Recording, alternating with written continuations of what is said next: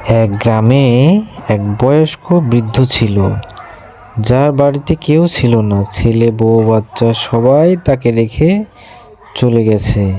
বৃদ্ধর কেউ ছিল না। বৃদ্ধ একা একাই মুরগি পালন করত আর সারাদিন শেষে ঘুমিয়ে পড়ত।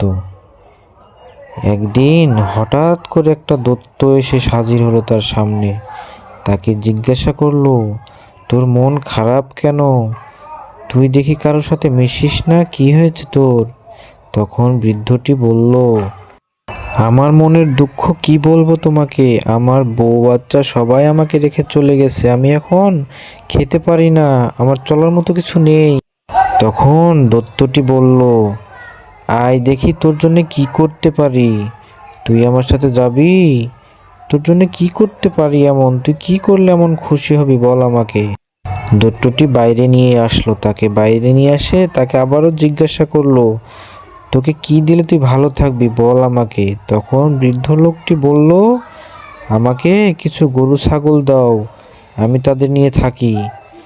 দৈত্যটি কিছুক্ষণ পরে তার জাদু দিয়ে বৃদ্ধটিকে গরু এবং ছাগল এনে দিল। বৃদ্ধকে বলল, তুই এসব নিয়ে থাক, এদের থেকে যা পাবি তাই দিয়ে তোর জীবন চলে যাবে। মন খারাপ করিস না, ভালোভাবে থাক, এদের নিয়ে সুখে থাকবি, মন খারাপ করবি না কখনো।